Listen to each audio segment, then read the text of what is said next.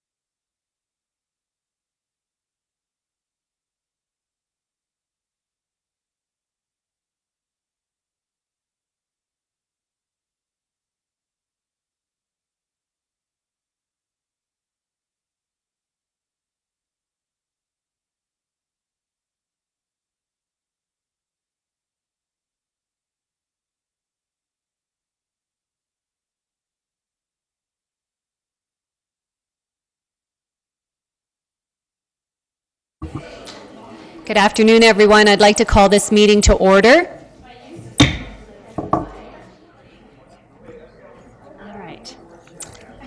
Okay. I would like to begin with an Indigenous territorial acknowledgement. We would like to begin today by acknowledging that the land on which we gather, land on which we are broadcasting from, today is the land traditionally cared for by the Haudenosaunee, Anishinaabe, and Neutral people. We also acknowledge the enduring presence and deep traditional knowledge and philosophies of the Indigenous people with whom we share this land today. I would also like to introduce a moment of reflection. At the beginning of this council meeting, we paused to think about the needs of our community. May we show wisdom and compassion in all our decisions.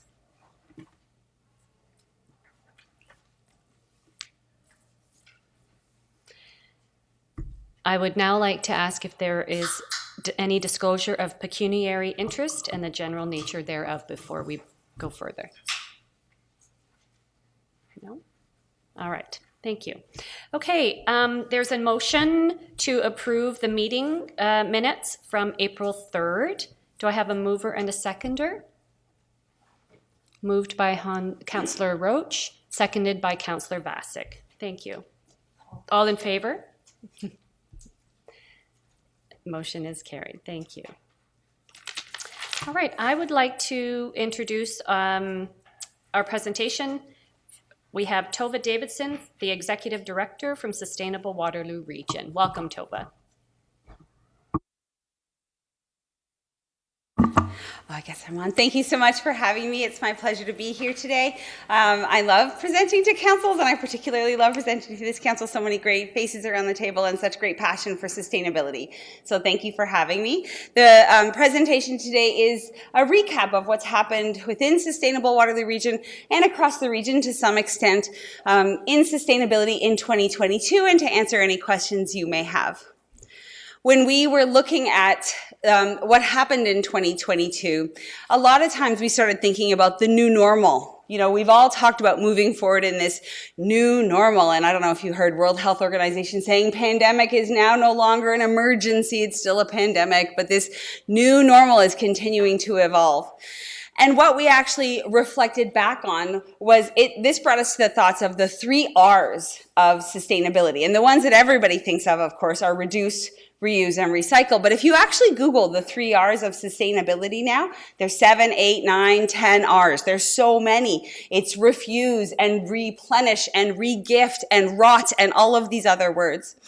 And when we looked at 2022, we actually saw that it was the year of After the pandemic and the shift in our new way of working, we actually saw that we were reinvigorated with the community. We were re-engaging with people. We were regenerating the work that we'd been doing. We were reimagining the future. And so we reimagined our year-end report into that theme of re. And each of you has a copy. I encourage you to read that copy and then pass it on. Don't hang on to it. Pass it on. It's available on our website as well. These are a few of the statistics that highlight some of the work that we did in 2022, and I'm going to go through some of them. A couple that I want to highlight before we keep moving is on the right-hand side of that slide. You'll see that among our Impact Network members, 73,900 or so tons of GHGs were committed to being reduced, but in 2022, 86,550 or so tons were actually reduced. And that is actually a trend we've seen year over year, that businesses that we're working with are doing more than they've committed to doing, and they're seeing the benefits, and those businesses and those organizations are actually more prosperous for the work that they're doing. This kind of number is difficult for people to get their minds around, so we usually make it into something like this equivalent of cars off the road. It's almost 20,000 cars off the road.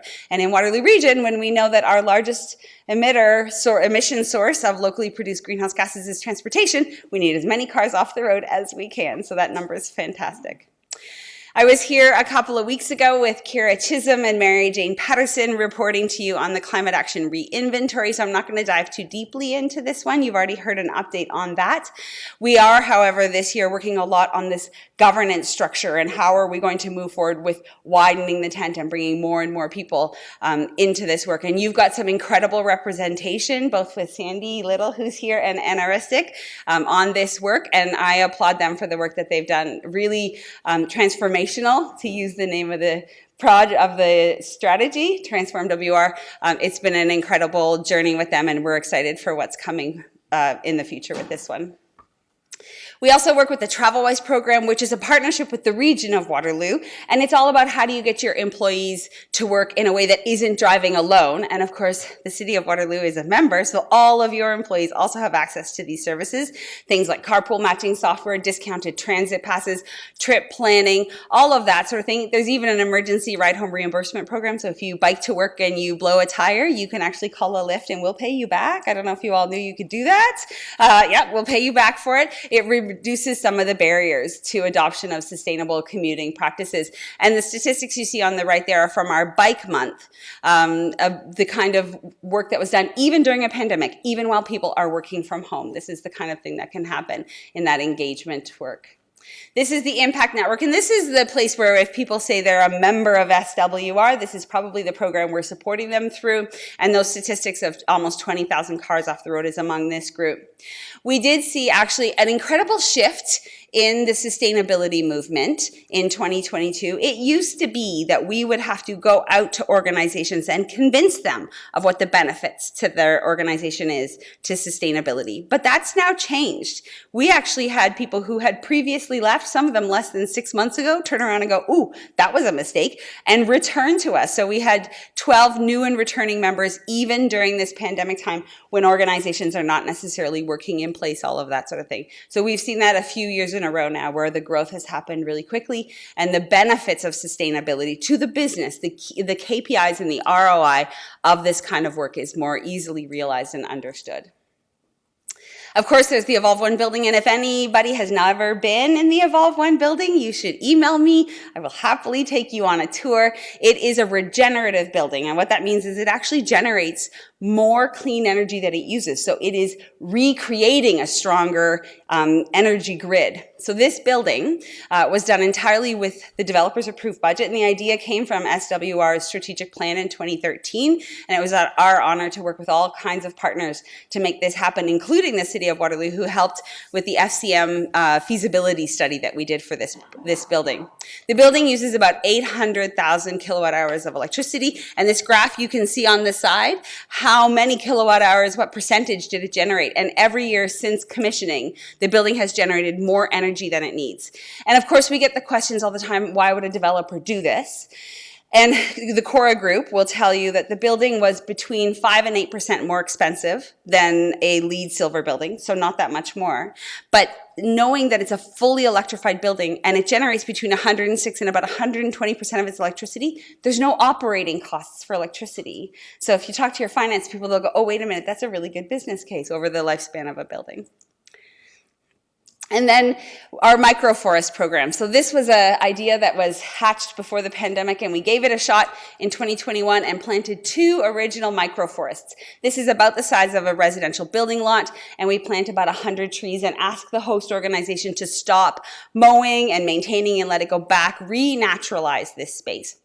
Well, the idea caught on and people were really excited about it, so we planted 6 more in 2022. So there are now about 800 trees in the ground, and I'm really excited to share that we are planting at least 11 more in 2023. We've got 3 in the ground as of the end of this week, did 2 on Earth Day, 1 more going in this week, and then a whole bunch more coming, including one, an edible forest with Anishinaabe outreach. So that's pretty exciting too. And we're so thrilled to see the work that this does, because it's not only, climate carbon sequestration, it's also climate adaptation, slowing down wind and water. It's creating warm, cooling spaces in schoolyards. It's creating habitat for natural wildlife. So a really great good news story here.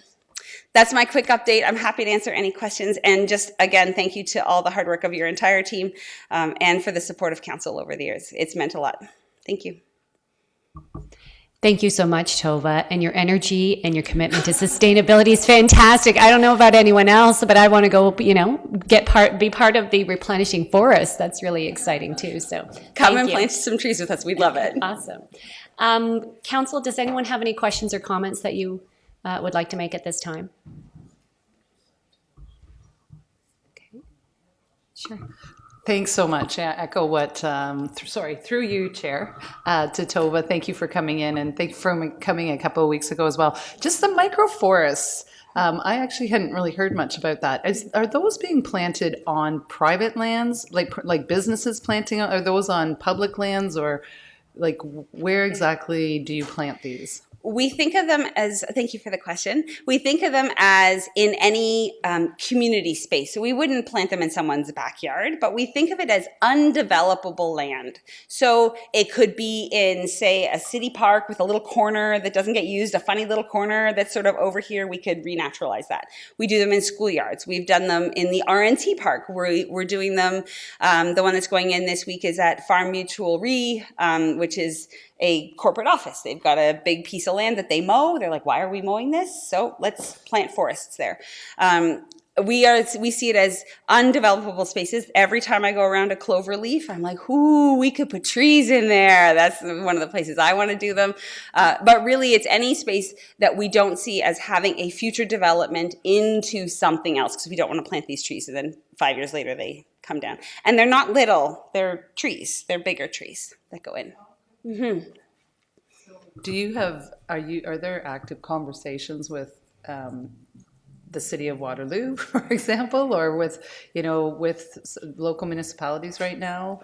Yeah. Putting staff on the spot, but on to like places where we could do some of these. I know a few weeks ago we had some conversations around, road redevelopment and things like that, and there was we were going to look at, community gardens. And well, you were here that time, I think a couple of weeks ago, right? When we were talking about, are there other things we can do besides planting and mowing grass? And, Yes. and there were some concerns about sightlines and things like that. So just wondered if there's what's the next steps with some of this?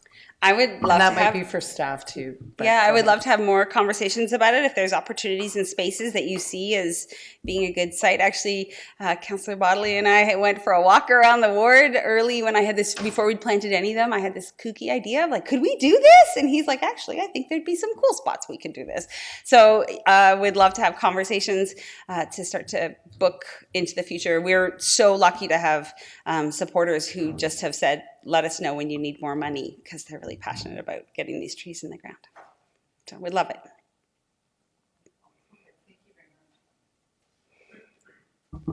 Thank you. Council, does anyone else have a question or a comment? No? All right. Thank you so much, Tova. Thank you. Have a good day.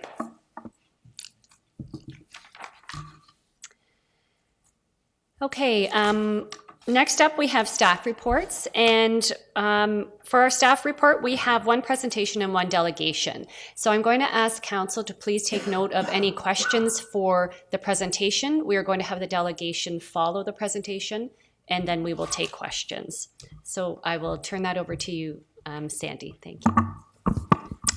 Thank you. Good afternoon, Mayor, Chair, and members of Council.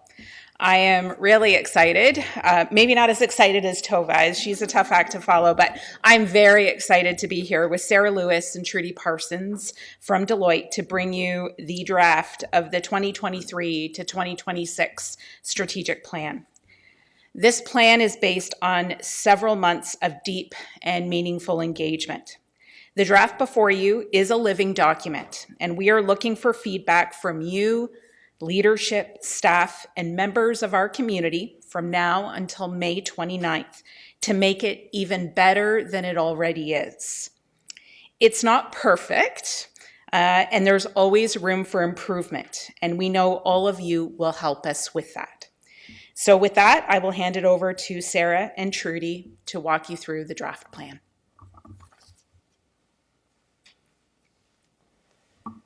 Thank you so much, Sandy, and to the team at Waterloo responsible for the draft of the 2023-2026 strategic plan. Before we get into the agenda, I just want to mention a few highlights of the deep engagement and consultation with many groups within the community as well as the general public.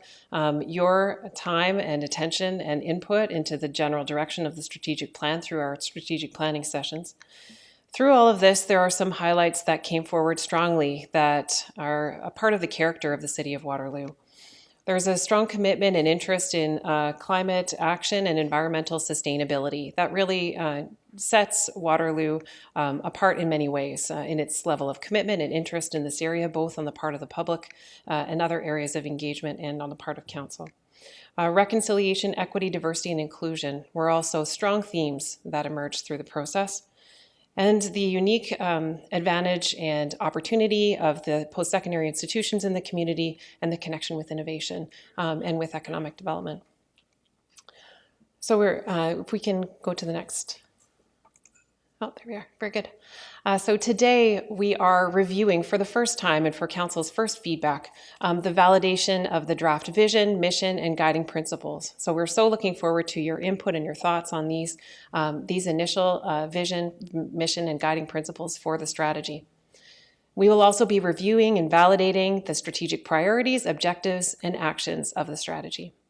So we'll go through this step by step in this initial presentation and then pause for a presentation from the community and then resume to gather your comments and feedback.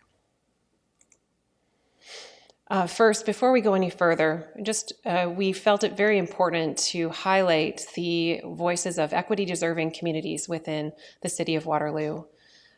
There was a question in the presentation of the engagement summary as to what were some of the specific insights from different parts of the community. And so we're highlighting here some of the findings from the aligned and integrated process of gathering insights from equity-deserving communities in Waterloo.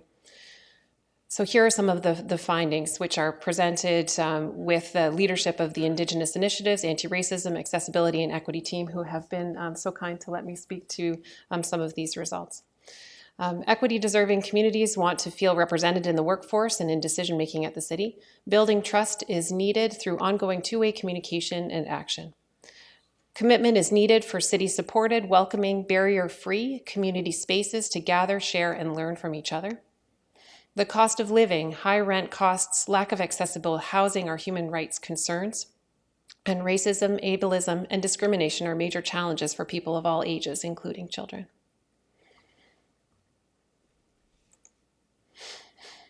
And now let's continue to talk through our strategic framework.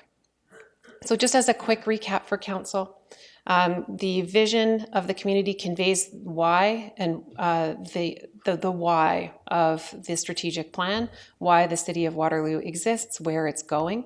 The mission conveys how or the purpose of the organization. In community strategic planning, this is often reflective of the organization in terms of administration who are carrying out the vision. And then the guiding principles are the reason and the values behind the actions of the community. So here are our vision and mission statement. The vision is to be a leader in sustainability and a future-ready community for all. The components of the vision speak to Council's direction to be bold leaders in municipal planning, in sustainability, and specifically environmental sustainability is implied here, but as well as other areas of sustainability. The rest of the strategy speaks more so to environmental sustainability, and so that follows through here.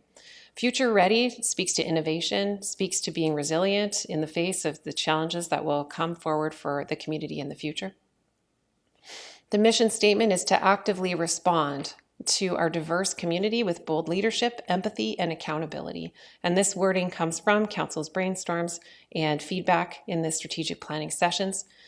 It is an active and bold statement of and it responds specifically to equity, diversity, and inclusion as a priority for the community, as well as accountability and that sense of listening to community voices and responding to them. Again, we'll have opportunity to discuss this further. For guiding principles, we have equity and inclusion as a guiding principle, a sustainability again, and this strengthens these areas and their representation throughout this strategy. Integrity, and we heard this clearly from both the community and from Council that integrity is very important to decision making. Workplace well-being, so committing to creating a strong team within the city and providing a healthy and safe work environment. Community-centered decision making, so supporting strong and livable neighborhoods and prioritizing community engagement.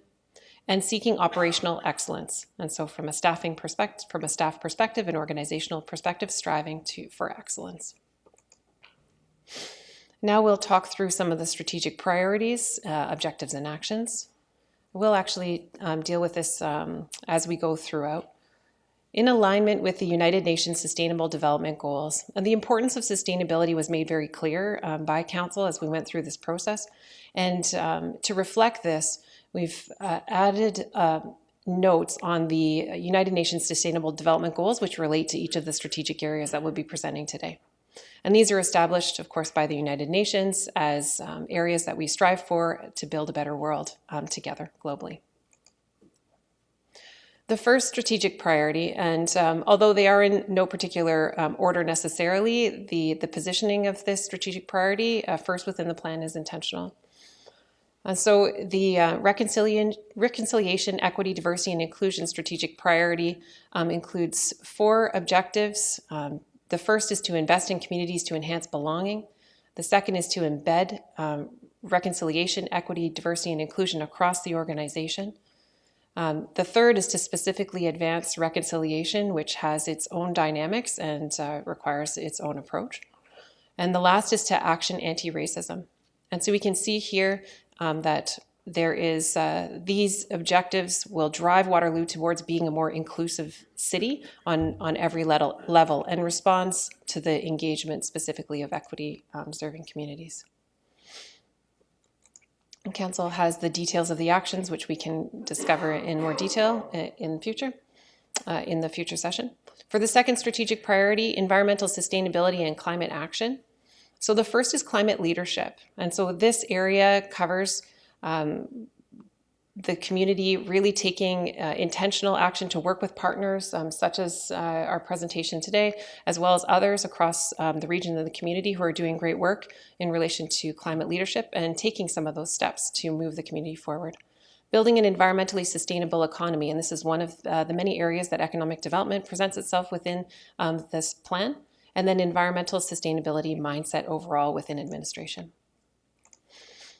The third is building complete communities. And so here we see investing in arts experiences, which was one of the points that was brought forward by council, building vibrant public spaces and complete neighborhoods, and taking action to meet community needs. And so overall, this strategic priority creates walkable, complete, and complete communities with a variety of amenities where there are strong neighborhoods that are built within the city of Waterloo as part of the strategic plan. The fourth strategic priority covers infrastructure and transportation systems. So that includes sustainable infrastructure planning, and you can see here some of that environmental sustainability philosophy weaving through the different strategic priorities. Mobility and a connected community. We certainly heard from the community and also from council the importance of mobility and transportation systems and those being accessible and efficient for the community members, and investing in active transportation. The fifth is to be innovation and future ready. So this supports a diversified, strategic area supports a diversified economy and innovation ecosystem. It leverages partnerships to further social innovation and achieve council's goals throughout the term of the plan, and also embraces digital opportunities for the future. And so we can see here that as we move through these areas, council's direction, as well as the strong feedback from the community and other areas of research that have brought forward the strategic plan for you to view today. We just want to say a few big thank yous, of course, to Sandy Little, to Sanjay and his team, and Paulina, of course, who played a very strong role in the development of the reconciliation, equity, diversity, and inclusion initiatives, to Carrie Van Niekerk, who is a solid member of the team and helped so much in getting the engagement message out to the community, and of course to Adam Nerger, who helped in many different ways as well throughout. Sorry about that. But we just want to say a big thanks, of course, to council and look forward to the discussion, modification and adjustment, and to your thoughts and suggestions on this draft plan as we go forward. Thank you again. Thank you so much. We do have a delegation speaking at this time. I would like to invite Irene O'Toole, member of Waterloo Region Friends of Palestine, to come forward. You have 10 minutes. Thank you. Thank you. And thank you very much. Yes, my name's Irene O'Toole, and I want to thank the Mayor and the Chair and Council for inviting us, or at least indeed allowing us to be here. I'm here representing a few groups who I'd like to mention. The Palestinian Youth Movement, another group called Spora Scatters, which is a young group of Palestinians, Canadian Voices for Palestinian Rights, and Waterloo Region Friends of Palestine. We're delighted to see that the City of Waterloo has developed the Indigenous Initiatives Anti-Racism and Accessibility Team, and that's the only time I'm going to say that mouthful tonight. And we're very, very delighted to see that strategy come forward. The staff team has been a real reflection of the City of Waterloo's commitment and has been responsive in our work with them, very responsive. We've worked really closely, particularly with Sanjay and Paulina, who are here tonight, and so we really want to commend that work. We support the directions outlined in the strategic plan, and it's welcomed by the groups that we represent, and we're fully behind it.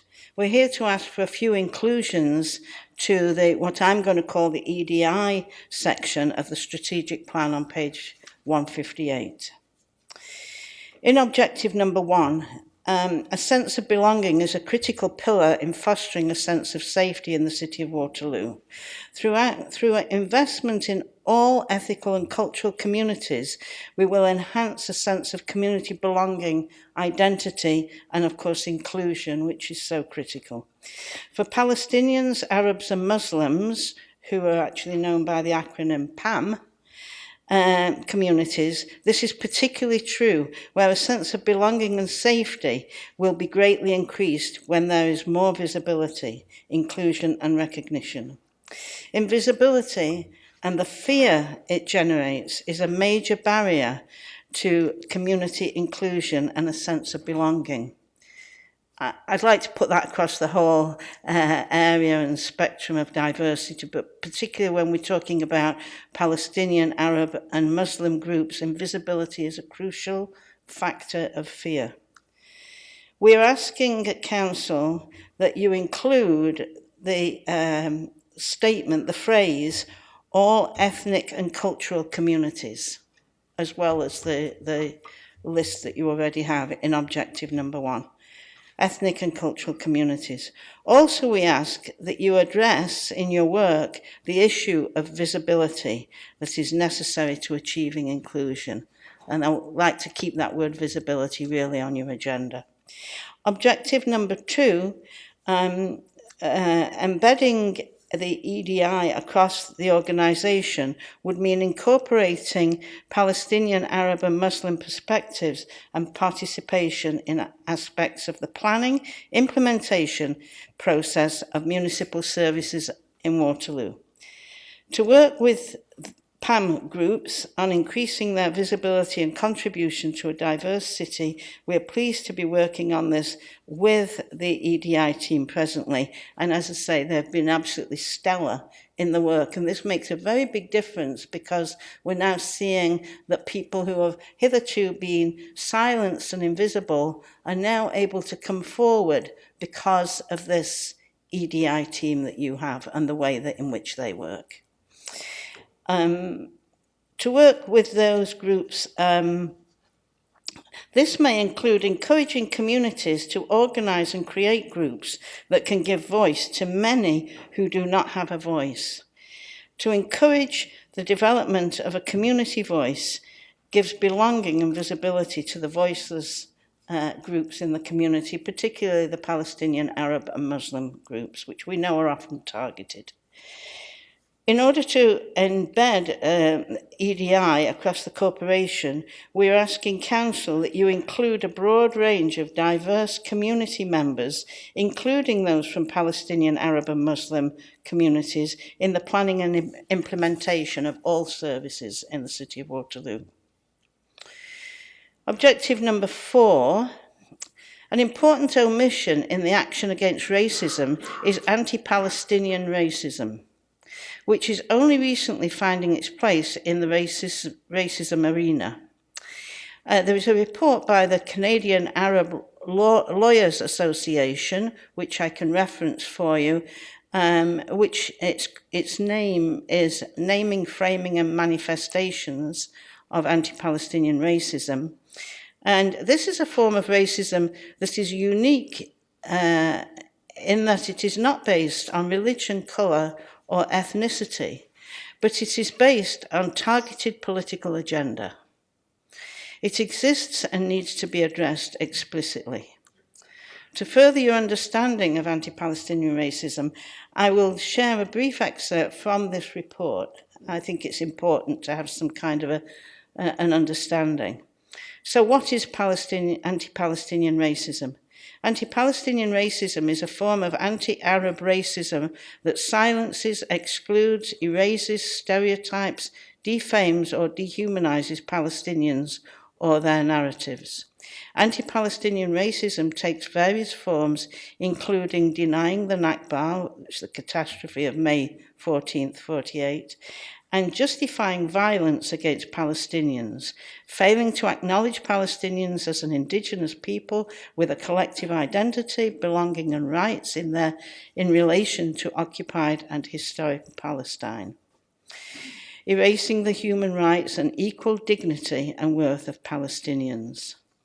We ask that in objective number 4, you ensure that anti-Palestinian racism be included in the list of examples because of the unique difference and pervasive presence of this racism.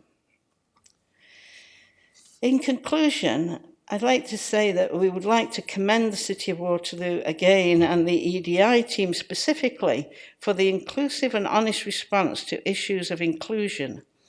In addition, we would like to bring our support and commitment to all the objectives outlined and will work together in partnership with the City of Waterloo to ensure the success of these objectives. We have emphasised the issue of visibility, being heard and being seen, feeling a sense of belonging, safety and engagement in the community. While we have a large Palestinian, Arab and Muslim population in Waterloo, there is a reluctance, as you can see, for members of this diaspora to stand up and be heard.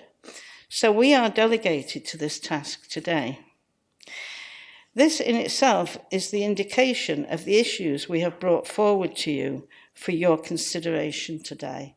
And it is fear and invisibility that prevents many people from the Palestinian, Arab and Muslim community standing in front of you now, and that's why I'm here. Thank you very much.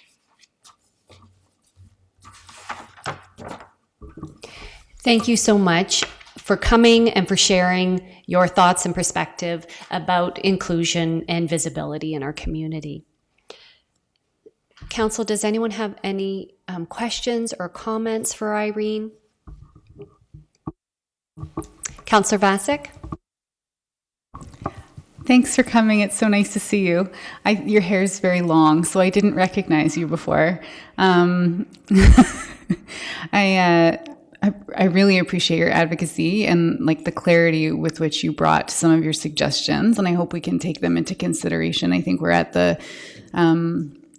we're not at the wordsmithing stage, but I think this is when we get to let them know what we want to wordsmith a little bit, and I think that just being able to add some of those phrases and key words as examples is quite powerful. So I really appreciate you bringing that, and thanks for the commentary on the staff team too. We certainly think they're great.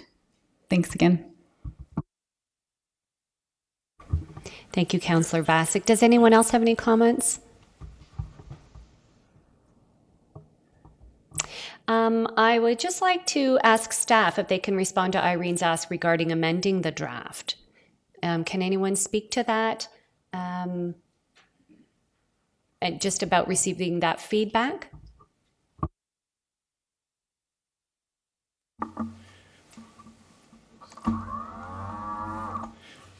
Through you, Chair. In response to Irene's delegation, we should thank them for coming to Council and sharing such an important piece of information. One of the things as a team we're really trying to address is the long-term goals of addressing anti-racism and equity in this region. And as a team, we continue to engage the wide spectrum of equity-deserving groups, including Indigenous communities, LGBTQ2S+, Black and people with disabilities.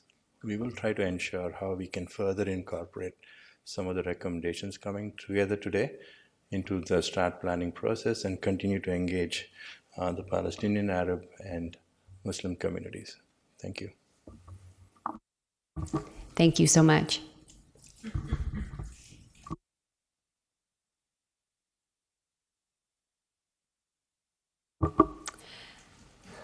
Great. Well, I'd like to invite Deloitte back. Thank you.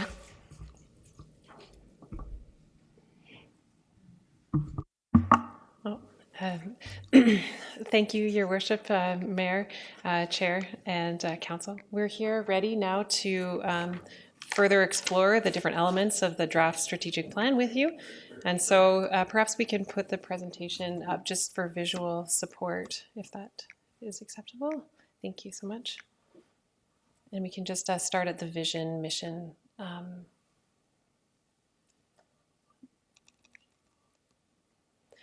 So this is, of course, your opportunity, Council, to share your thoughts, your reflections on the draft vision and mission statement. So we look forward to your comment. Council, does anyone have a question or a comment? Councillor Vasek, go ahead. I don't need to go first, but I'm not shy to go first. I mean, this is so fun. And thanks for all your work on this. So my question is, I can see how they're different, but sustainability and future ready are really interchangeable words to me. And I can see better in your presentation how they're different. But I feel like we're not maybe, so if you could comment on that, and then maybe I'll have a better understanding of if I like it still or not. Or if I like it, because right now I feel like it's a little duplication-y. Through you, Chair, to Councillor Vasek. Yes, as we were considering the City of Waterloo and how to express the vision that we heard in terms of the desire for the community to move forward in a way that was sustainable and also wanted to reflect the character of the community in some way, the intent of future ready is really, it's in two senses. The first is certainly sustainability includes some consideration of how are we resilient and how are we prepared to deal with unexpected situations in terms of climate action or other areas. But it also speaks to, I think, a bit more broadly, that sense of resiliency and preparedness, which is something that we heard from Council, just in Council's approach to governance. It's also future readiness speaks a bit to, I don't know, the technology and innovation sort of sense of things, and that's why it's connected with that strategic priority. And that's intended to reflect a bit of the character of Waterloo in terms of the presence of strong post-secondary education players in the community and the technology and innovation sectors within the economy. So that's the reasoning. So there's quite a bit to it to unpack, and that's the content of our discussion. Yeah, I appreciate that. And the presentation helped clarify that a little bit more, and your response is helping clarify that a little bit more. I feel like sustainability could still be connected to future ready. Although maybe sustainability should stay because we don't, and maybe it's here because we want to just make sure people we know that there's a climate emergency, and we don't want them to not know that future ready also means sustainability. Maybe that's not clear to everybody. So I can appreciate it. But because it has to be so little, I'm just trying to see how much more we can jam in there, But the other thing I was a little bit surprised, especially after reading this most recent report with the community engagement responses, which was really exciting to read, like huge engagement. Well done, you all. Is that a big theme was affordability and affordable housing. And so you could lump that under future ready too, and I think the objectives and the descriptions do, but I think it should be in there somehow. I don't know, a leader in sustainability, affordability, and a future. And I really like the for all part. Sorry, I didn't say anything good about it. It's great, but those are just my thoughts. Thank you very much, Councillor. I think it's also important to recognize when I think future ready, I also think resiliency and ensuring that the community is ready to respond to what is yet to come.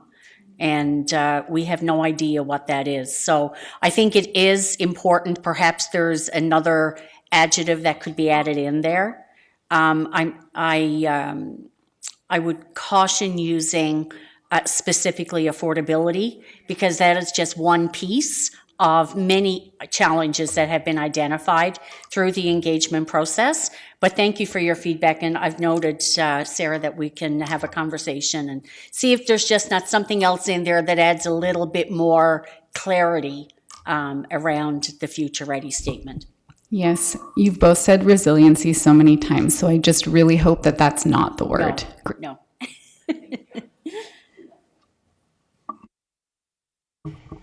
Thank you. Yes, Councillor Hanmer.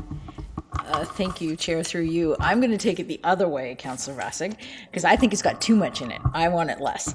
I struggle a little bit with, we've got sustainability all the way through, which I absolutely love, and I like the direction that we're heading there. When I think of a vision, though, it's shorter and it's really future focused. So what resonates for me is actually taking out a leader in sustainability. That's an outcome. But just having it a future ready community for all is our vision. And that's our vision for the community. That's our vision for, hopefully staff would see it and how they would fit into it. And sustainability, we've got it as a guiding principle. We've got it as a number of pillars and strategic, it's in the priorities. So it just kind of tied it together for me. I got stuck at the beginning part. So those are my thoughts. But you've done an amazing job pulling all of it together and all the diverse perspectives. It's good. Did you have any comment that you wanted to make before we go to the next question? Through you, Chair, to the Councillor. Thank you so much for the comment, and it's, again, a great suggestion on variation that we'll take back for further discussion. Thank you so much. If I may just add to that, I would welcome, Sarah and I would definitely welcome any reaction to the suggestion, in shortening it to be a future-ready community for all. I wonder if that speaks to, Councillor, to your comment around, because we know sustainability is a piece of future-ready. So we really appreciate any reaction to that suggestion. Can I react then? Is that okay?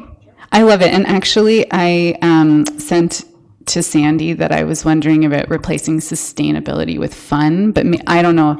It would still be short. A fun and future-ready community for all. I love it, Sandra. I think it's great.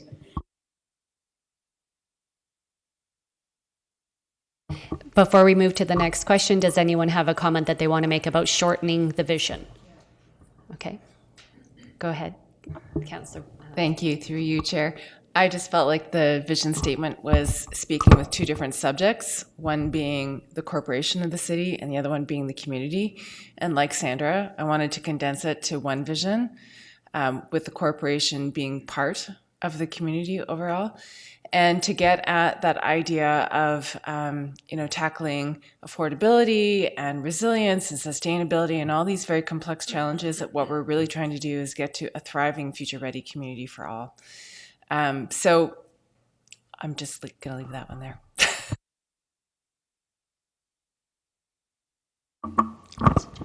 Yeah, thank you. Thank you again for the suggestion through the Chair to the Councillor. Thank you. Any other comments about shortening that? Councillor Freeman, do you have a separate question, or are you commenting on the vision? Just commenting on that. I guess for me, I want to just make sure that whatever language we land on, it still speaks to the fact that we have to, I guess, in a way, like, make sure we stick to our knitting in a certain extent. Like, we still need to make infrastructure investment, for example. It's not sexy. I'm not even sure it's future ready because some of it is so far behind in terms of being ready. And so that's all. Like, I'm just questioning that. Have we, I can't help but look over at the desk and see stability. It's not sustainability, it's stability, right? And so I think I'm just asking the question. For me, I just worry a little bit about that. That we don't want to lose sight of some of those things. Thank you, Councillor Freeman. Councillor Bodley? Yeah, thank you, through Chair Rowe. I guess when I look at sustainability, I'm drawing it to climate action, and I know that that's a strategic priority, and so I understand that that's captured elsewhere.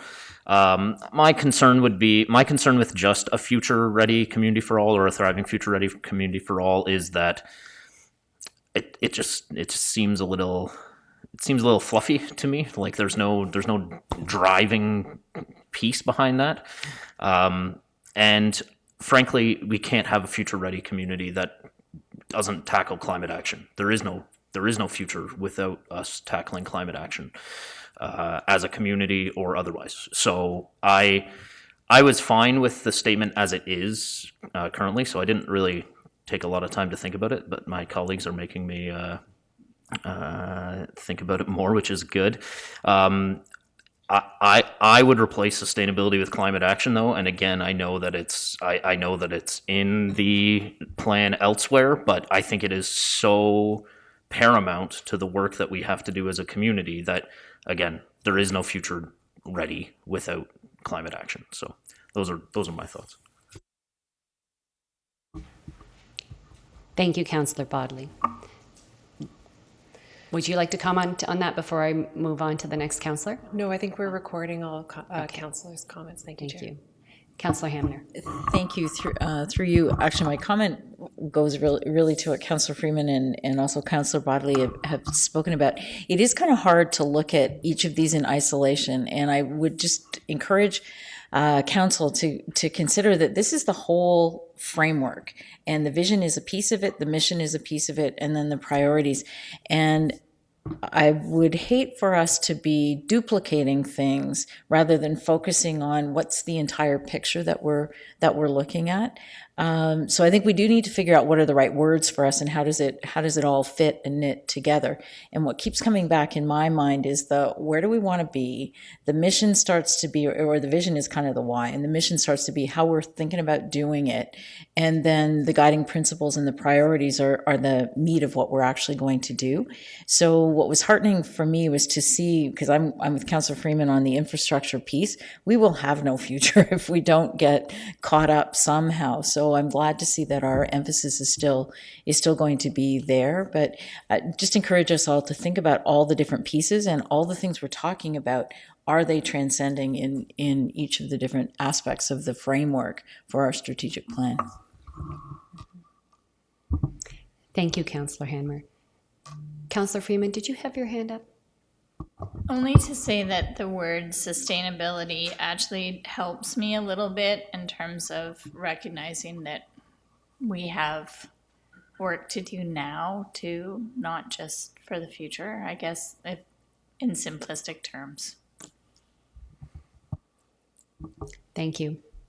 Does anyone have any other further comments about the vision before we move on to the mission? Okay. Does anyone have any questions about the mission statement?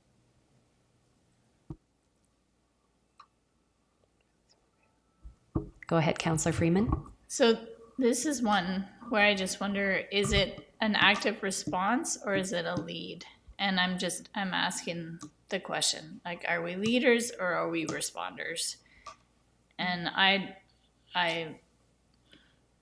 part of me might say to lead our diverse community with empathy and accountability, but that's just me, like, because I think people call us to lead rather than just respond.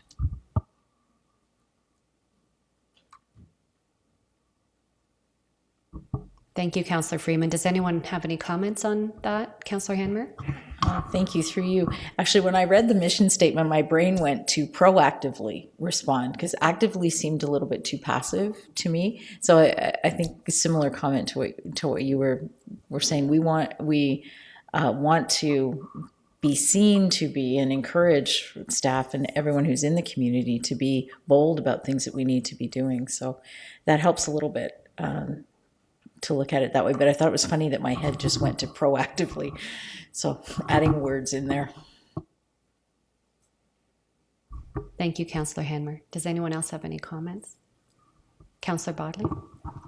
I told myself I wasn't going to wordsmith, but I guess now I'm going to wordsmith. through you, Chair Rowe. I wonder, there's sort of a leadership and there's a responsiveness, but I wonder if there's maybe in acknowledging the role with of diverse, of particularly from an EDI perspective. I wonder if collaborate is maybe a better word. That's like we're leading, yes, in our roles that we have, but we're leading with the community. So I don't know, just food for thought. Thank you, Councillor. Any further comments, Councillor Vasek? Yeah, so I liked the empathy. Accountability is important. I agree, and I know when you say our community, you mean like our Waterloo, but I also think that when diverse and community are together, I feel like if we were to say diverse community, because there's so many different communities, not just neighborhoods, but communities, racialized communities, sexual orientation, like different communities within the LGBTQS communities. So I was wondering, also wordsmithing, but I do think this is the appropriate time to give you our thoughts on how we would wordsmith it, and you can take it back and finesse it. But I would take it our, because no one belongs to us. And I think that works against the idea of collaboration, which I might call partnership rather than collaboration, perhaps, or relationship building or something like that. So I would take out our, and I would, if it were exactly like this, that would be to actively respond to diverse communities with, bold leadership.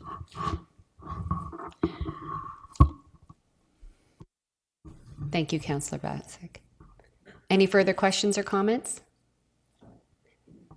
Mayor McCabe. Oh, thank you. Through you, Chair Rowe. Just, it's very interesting to listen to the different wordsmithing, which I think is really appropriate. But I agree with Councillor Freeman about the respond part, because yeah, we don't want to just respond to, we do respond, and staff respond all the time to questions and ideas and concerns and things that our residents raise, but to actually get, assuming that we are going to be a future-ready community, if that's some point of that, part of that vision's going to stick, to actually get there, we need to be doing more than respond. We need to actually provide bold leadership. So I agree with where Councillor Freeman's head's at. And I just, thinking about what you just said, Councillor Vasek, about the hour, that's a really good point. And I'm just wondering, do we need diverse, or do we just need to say the entire community? Does that speak to people who are, as the delegation just said, and certainly, I guess maybe that's a question for our diversity, equity, and inclusion team, if that captures that enough. But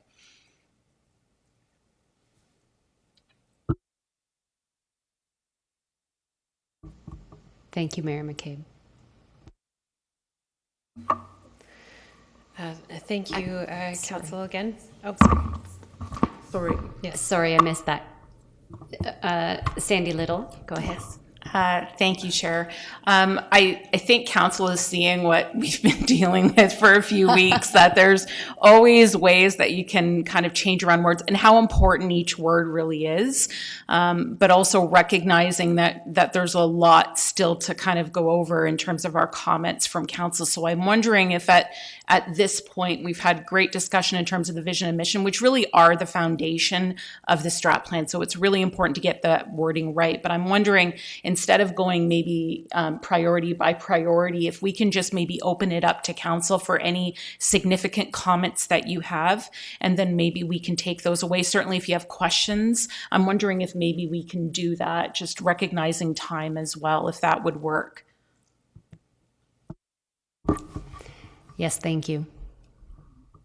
Okay, so we'll open this up more broadly, and Councillor Wright, you can lead the questions and comments. Thank you very much. Through you, Chair. The top thing that came to mind for me, when we get into the pillars and principles here, is just the need to demonstrate in some way the integration and intersectionality of them. And that might be done visually, just instead of them being, separate silos. That's exactly not what we want to be doing. We want to be in the integration business. And then I just wanted to highlight that I think you've done a phenomenal job of weaving the importance of equity and sustainability and climate action all the way through this report. It comes up everywhere, and as someone who has championed the SDGs for years, I see it reflected the whole way through. And so I just want to salute you on that one. Thanks. Thank you, Councillor Wright. Did you have a comment that you wanted to make, or would you like us to move forward with questions? We can move on with Council's comments. Thank you very much, Councillor. Councillor Hanmer. Thank you. Through you, Chair, I too would like to say you've done a phenomenal job pulling them together. I like the fact that there are 5, and I like the fact that they do weave together. Like Councillor Wright, a visual is always helpful. I start thinking about how we're going to be able to communicate and promote it, and something that people can see quite easily. Hopefully the pillars or the priorities that have been encompassed are easy for people to remember. So if someone's asking what are our priorities, it's easy to do that. Again, my head, the first time I read complete community, I kept going communities. And then as I read it more, I thought, no, community is the right one. So I just throw that out as an initial in reading them. It didn't come the way that you had written it. I don't have any other suggestions. It does make sense, but I stumbled a little bit with that one. And the rest of it, I really think you've done a good job, and I really do like the objectives that have been put behind each priority. They're all things that can be, as I looked at it, hopefully, and staff will see this, doable over time. It's not things that have to be done tomorrow, nor are they things that have to be done sequentially. There's a number of things that can be done and continue to go and build on each other. So you've done a great job pulling that together. Thank you. Councillor Vasek. I have like 5 specific thoughts that came up. So equity, diversity, and inclusion I think they're becoming kind of vague, overused terms. And so and they aren't explicitly calling for what we want to do, which is anti-racism or accessibility. So it also isn't aligning with the staff team name. And of course, it is a mouthful, the staff team name, as we've heard earlier today. But, just to align this with the actual work that we're doing and be explicit about what we want to do. So that would be my comment there. And complete community, it does speak to neighborhoods, and it does speak to arts and culture in the objectives, right? But when you just look at the blurb, it doesn't reference neighborhoods. And I wonder what that communicates specifically, because it was only 5 years ago when the neighborhood strategy, 5 or 6 years ago, it got approved, and then the staff team came. So I think there should be continuity there if we're going to keep having the neighborhoods team, which I think is the intention. And then when it says other recreation and cultural amenities, through the rest of the strat planning process, you've specifically referred to arts and culture. And I know it's there, and it was so nice to see it as objective when I know you didn't prioritize, but it was so great. So I think because the blurb is what people are going to say quickly. It's going to be, if we do those little booklets again, it would be nice to have everything there. And then one of the things that I learned over my last council term is there's often like a conflation between arts and culture, right? Where culture can mean so many different things, where arts and creativity are another specific thing. So they're of course connected, but they can mean different things. So I would just want to be explicit in the blurb. I only have 2 more, so I only had 4. Infrastructure and transportation systems. I think in your presentation, you actually, it's an edited version of infrastructure and transportation systems, maybe, or is it the exact same one?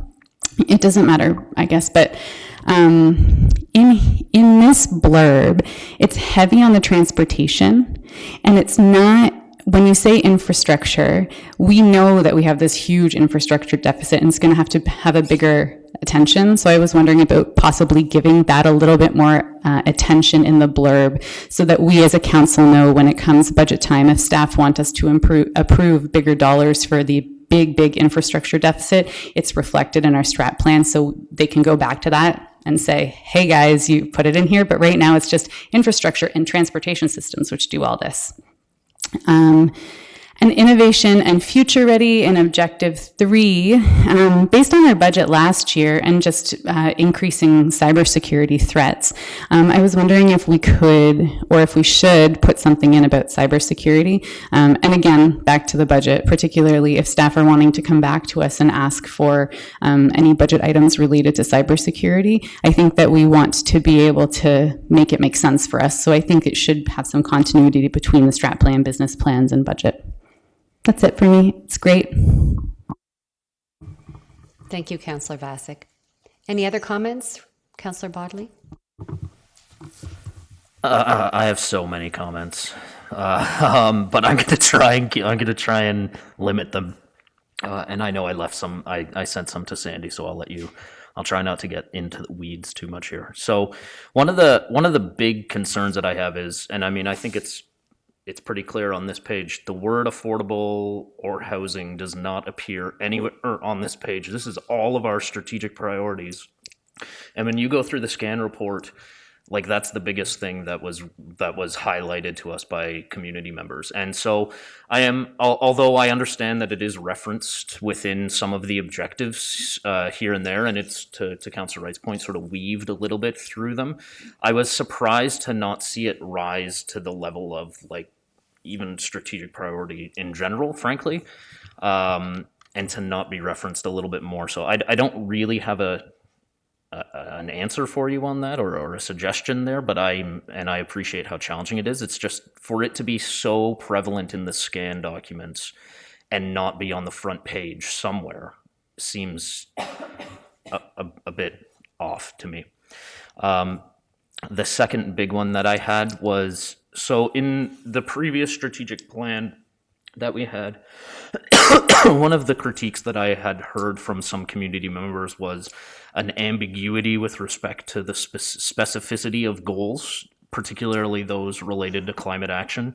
And I understand that we have goals in other places, in other documents throughout the city, but when it comes to climate action, there was a feeling from some community members that I still hold that without having verifiable or tangible goals outlined in our strat plan when it comes to climate action, that it's lacking accountability potentially on our part. So I'll leave that with you as well too. And I think I'm going to highlight one other thing and leave the rest alone. Two other things that are connected. We've talked. I've heard from a couple of my colleagues here about infrastructure and transportation systems, and to be honest, when I read it, it seemed to me like we were trying to put two things together that kind of go together, but don't. Like, all of transportation has a whole host of things beyond infrastructure renewal, and infrastructure renewal has a whole host of things that are not transportation. And so I get that at the same time, a huge percentage of our infrastructure renewal is transportation related. So I understand how that sort of came to be. But personally, I think by having it the way that it is, it's kind of downplaying both and not giving them the elevation that they deserve or need. And so while I like 5 priorities too, I would be supportive of a 6th priority if it was to decouple these two to give them the importance that they need personally. And then the reason I say that is because when we look at the transportation system piece in particular, I'm concerned that we are not elevating our Vision Zero commitment through that we made through a transportation master plan, and how important that has been to council and the community when it comes to reducing traffic or increasing traffic safety, I guess, for lack of a better word.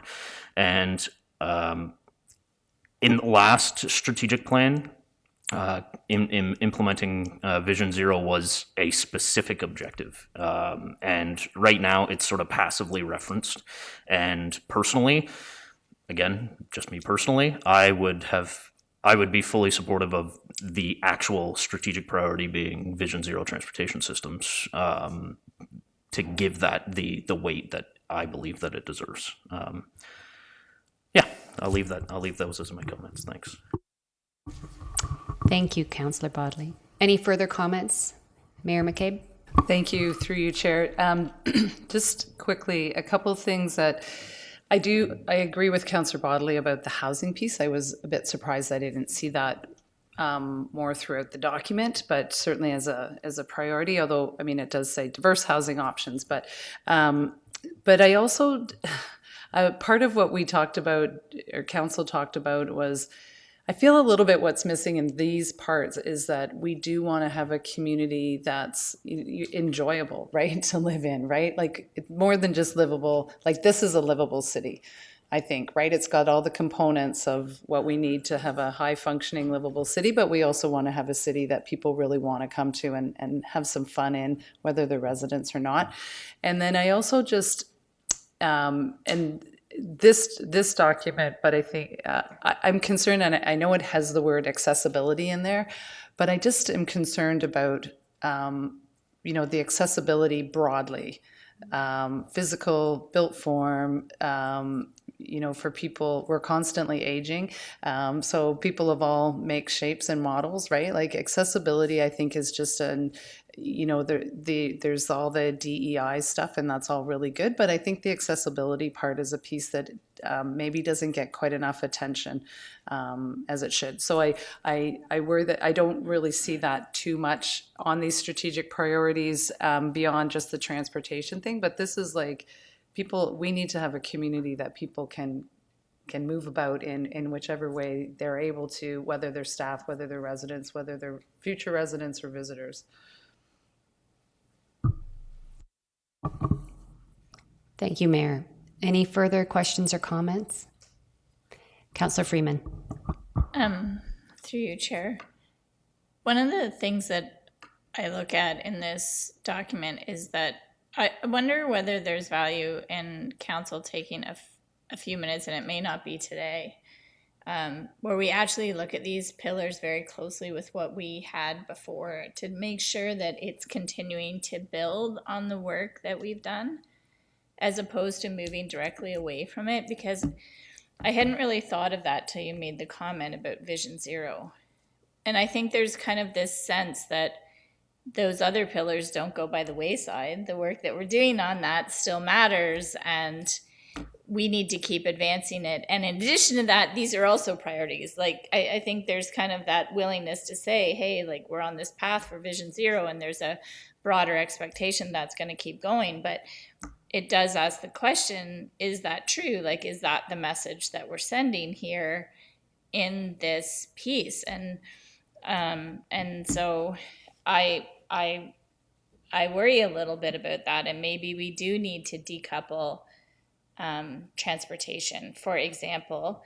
And when I look at infrastructure, like without getting the infrastructure right, none of the other stuff happens. The climate action and sustainability does not happen. The being innovative and future ready, we won't be. And in terms of creating diverse housing options, that won't happen either if we don't get the infrastructure right, because you can't put in 21 stories on a sewer that's sized for 4 houses. So there's a few pieces like that where I feel like we've done this work, and we've worked really hard, and the things that we've said, as you said, have been picked up. But have we really done that circle back to make sure that we didn't leave out the things that we thought were really important that we were doing before? And I don't know, like maybe staff feel as though they're on this path and we don't need to say it again, but I'm just a little bit worried about that.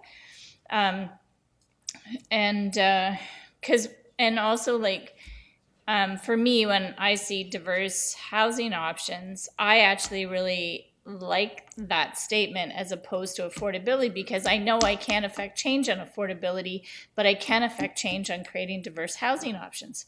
So I actually really like that language. And I also wonder, when we did the survey of people, did we give them a list of things to rank? And did we write it that way, or did they say it that way? Because that was out of the survey, the piece around affordability.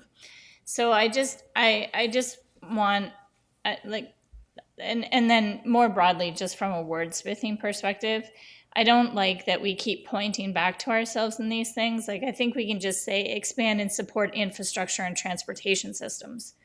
Like, we don't have to put Waterloos in there again, or, making transformational changes related to city operations. Well, for heaven's sakes, it's our strategic plan. Who else's operations are we going to be doing it on? So I don't feel like city needs to be reiterated over and over. I personally hate the use of apostrophes, but that's just an aside. Because I don't like when we personalize non-personal things with apostrophes. But there's just a few pieces like that. Like, and I don't really want to wordsmith through all of these things today, but those are just a few things that come to mind that I worry a little bit about.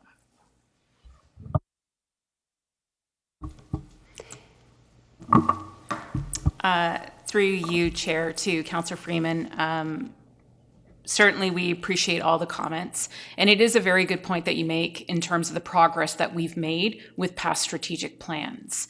And certainly that's been a focus in terms of the work that I've been doing and on my own and working with Deloitte. This is not about replacing past strategic plans. This is about building on the progress that we've made up until now and continuing on that path forward.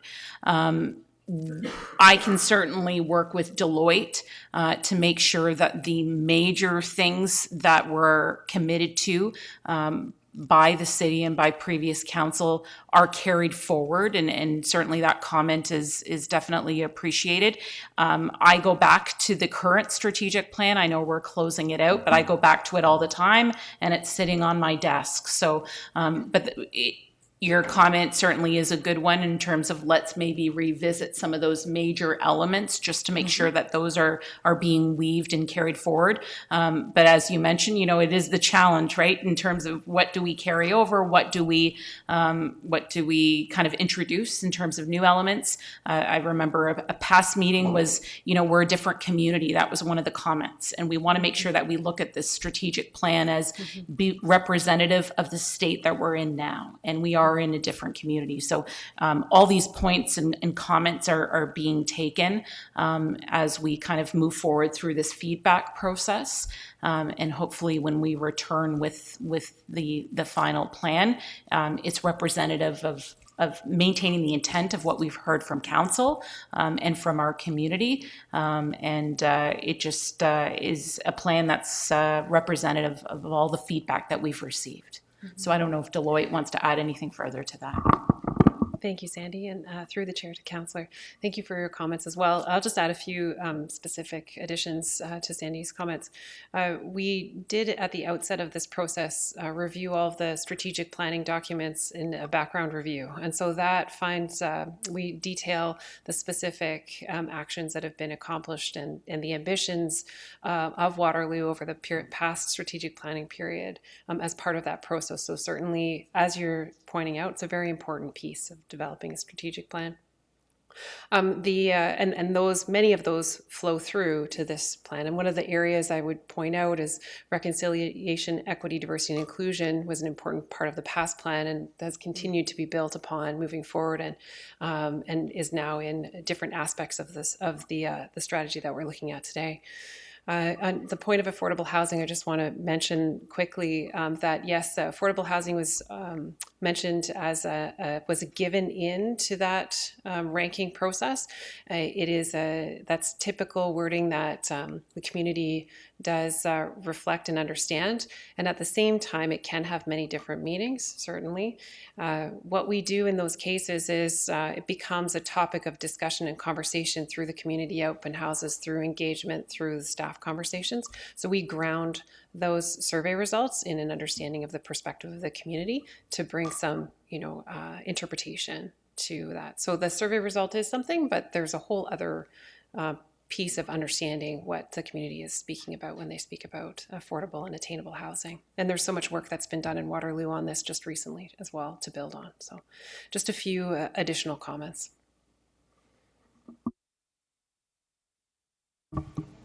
Yes, go ahead, Mayor. Sorry, I just wanted to, I guess remind myself, but just on your point, Councillor Freeman, about the affordability, I think we can affect affordability. We can through transportation choices, active transportation choices, and housing choices. I mean, this is an aside from the strategic, but I think it's important to think about that through the strategic planning process too, right? Housing and transportation are two of the biggest expenses that any household has, regardless of your income, pretty much, right? So through this process, we absolutely can affect and help people with both of those through the choices that we'll make. Thank you, Mayor. Any comments? Councillor Wright. Through you, Chair, I just want to ask how the accountability part of the strategic plan will unfold. The reason I'm asking is because, there's an element of all this work that remains aspirational until we start measuring it. And to know that the measurement process that we're going through has some ground truthing or engagement attached to it seems like it might be important. So I wondered if you could speak to that. Can I, if I can begin through the chair to the councillor, there is a portion of the strategic plan which will come forward, which is the key performance indicators. So from that perspective, that section will speak to accountability and how we will go about measurement overall of progress towards the goals of the strategy. I think Sandy may have some more detail to share. Through the chair to Councillor Wright, you've picked up on the piece that is not included right now as part of the draft strategic plan, and that was strategic because we were so focused on trying to identify the guiding principles and the strategic priorities. We wanted to make sure we got those right. But you raise an interesting point about, what happens in terms of implementation. How do we measure our progress? And I think there's a few different components. In the past, we've really relied on business plan initiatives. That's been a heavy focus. And part of that is important because the business plans are what implement our strategic plan, as well as our budget processes as well. So that I anticipate will continue. That's an important piece of what we do. But there's also this whole other piece in terms of implementation. And now that we have a permanent team that can move forward with this, we can really ensure that there are ongoing conversations. All of the work that our Indigenous Initiatives, Anti-Racism, Accessibility and Equity team has done to build those relationships and to create and strengthen new ones, we want to make sure that there's an ongoing focus on that. And then, of course, the mayor announced at her State of the City with regards to community conversations, and there's that focus on that. So we recognize the importance of KPIs and targets, and we already have some of those climate change targets. Those are really, really important. But when we decide on the number of KPIs, we want to make sure that they're sustainable. We don't want to have a huge list that ends up being really onerous in terms of our measurement. So they will play an important role. Business plans will play an important role. But then there's the human element, and there's those ongoing community conversations that council, mayor, staff will be involved in terms of having those ongoing checkpoints with our community. Are we getting it right? This is what we've done so far. What do you think? And then it really sets us up in terms of the next strategic plan. I know we don't have this one approved yet, but in terms of our next strategic planning process, it will build that foundation so that we're not having to kind of restart everything all the time. So we're looking to kind of introduce that and bring that forward to council as part of the final strategic plan. And that will be fluid as well. Like, just because of what we bring forward in June, we might find in the fall with the launch, we should have done this, or can we introduce that? That's the whole idea in terms of it being an agile process so that we can stick with some consistency, but also reflect some of the new things that are happening within our community so that we can ensure that we're responding to what our community has indicated to us through all of the engagement that we've done. Thank you, Sandy. Any final questions or comments? Okay. So this was a draft for council to consider, and provide feedback. So the report is for information, but there is a motion in front of council for consideration, and that staff will report back to council regarding the plan. So is there a mover and a seconder to receive this as information? Councillor Hamner is the mover, Councillor Wright, seconder. The motion has carried. Or sorry, it has not. I have to call. All in favor. I'm jumping ahead here. Now that's unanimous. Thank you. Thank you so much. All right, our second staff report is the revised fee assistance leisure access program policy.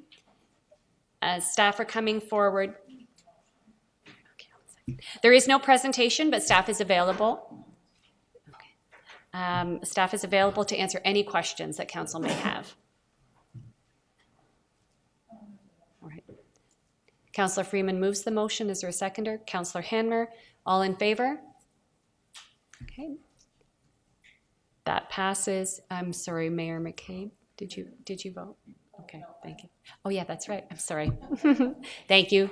That passes unanimously. Thank you. And next up is the funding release for Laurel Creek Trail around the conservation area. Again, there is no presentation, but are there any questions or comments for staff? Mayor Mahabe, go ahead. Thank you, through you, and thank you for this report. My quick question was just around winter maintenance. Do we know if there's winter maintenance that would be included with the addition of this trail or expansion of this trail? Through the chair and to Mem Cabe, excellent question. Hot topic at the moment. Based upon the frontage of the GRCA, the way that the trail is going to be fronting all the way round, I would have to get it confirmed, but I believe that would all be city maintained. Of course, that's has got to be worked out in terms of when, because some of these pieces will come in over time. It's not going to be built all in one go, so it is going to be a phased construction. So I would anticipate the winter maintenance being phased as well. I'm not sure if Mr. Dykstra or Mr. Ormson would like to add to that. Through Councillor Rowe to Mayor McKay. Excellent question, Mayor. Excuse me. And it would be a choice, I think, for the city to decide what level of winter maintenance we'd want to undertake if the trail is open. If the trails are open, then we are obligated, obviously, to meet the maintenance standards. But I think, as Chris said, this could be included as part of the comprehensive sidewalk and winter control review that we're doing right now. And, that it's part of the network. So we like to make sure that when we have these new facilities installed, these new multi-use paths installed, that they're functional. So they're actually going to connect and people can get to where they want to go with it. And that would include in the winter. So we will consider that as part of it. I think the first task here is with the team getting, on with the design and construction, and then we can evaluate the maintenance needs too.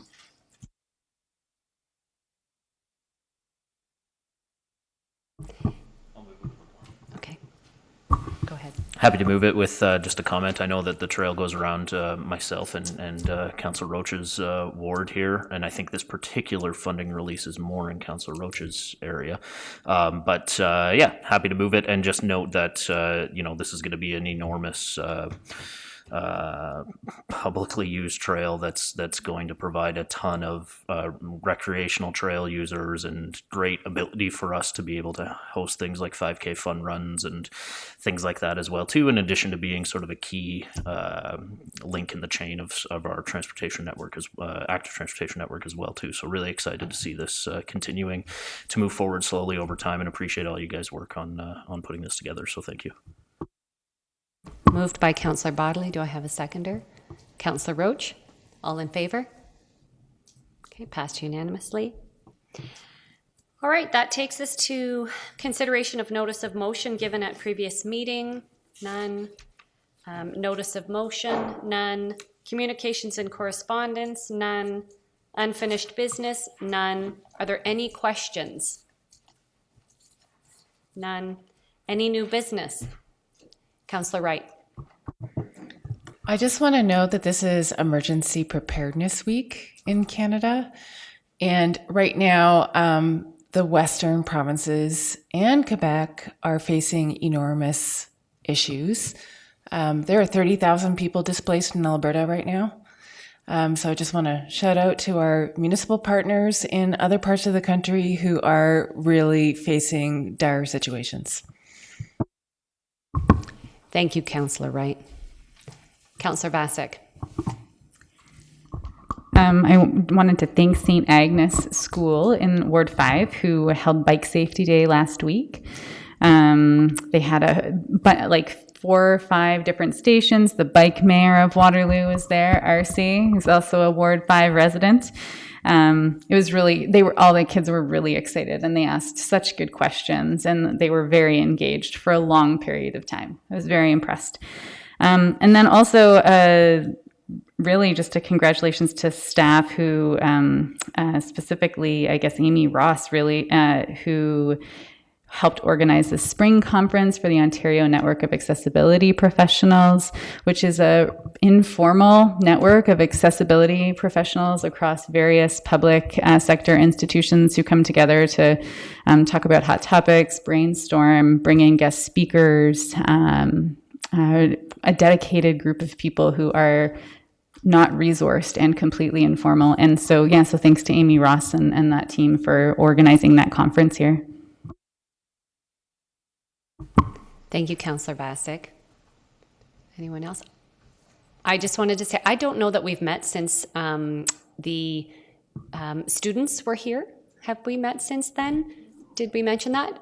Mayor McCabe, did you want to speak to that at all? I'm sorry to put you on the spot, but I thought it was such a great morning, and the students were fantastic. Absolutely. Sure. Through you, Chair. The students, the ones that were selected, but then certainly others who submitted really great and interesting and fun and sometimes very serious ideas to us for consideration were really, I think, indicative of the type of, the youth here give me a lot of hope, right? Because there were so many great ideas and so much enthusiasm for it.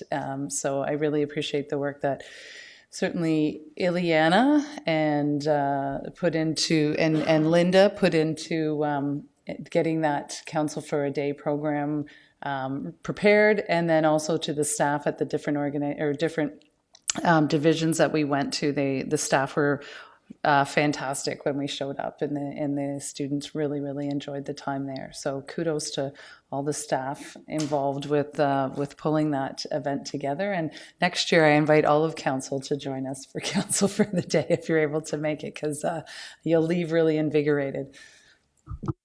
Thank you, Mayor McCabe. Yes, Councillor Roach. Just want to jump on what Mayor McCabe had said about the counselors for the day.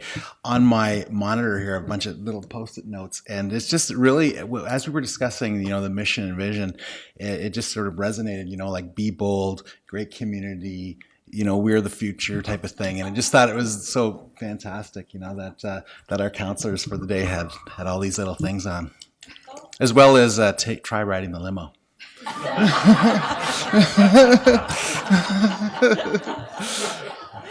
I think they think you take that every morning.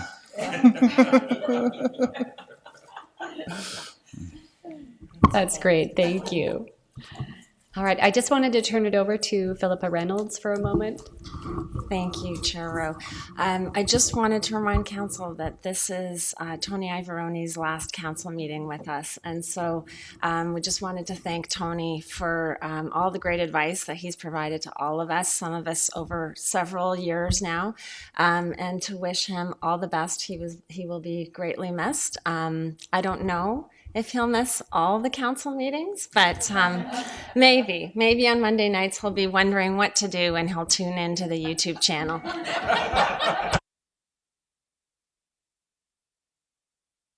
Thank you so much, Philippa. And yes, Tony, we will miss you. Thank you so much for your support, even as a new councillor in the last few months. It's been fantastic having you. Thank you.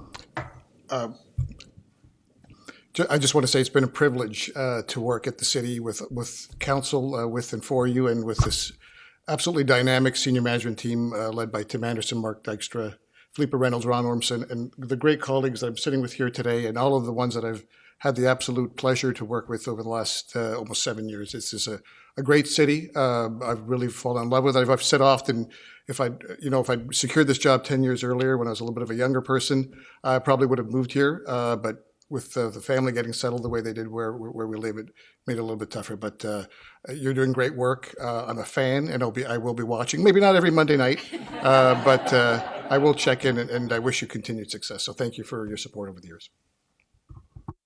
Best of luck, Tony. All right, moving on to the enactment of bylaws. We have one bylaw this afternoon, so I need a mover and a seconder. Would anyone care to? You don't get. Mayor McCabe moves, Councillor Roach seconds. All in favor? That is unanimous. And that takes us to adjournment. Would anyone like to move? Councillor Wright would like to move that. Would anyone like to second adjournment? Councillor Bodley and Freeman, it was a tie. Councillor Bodley, all in favor. And that wraps up our meeting. Thank you so much.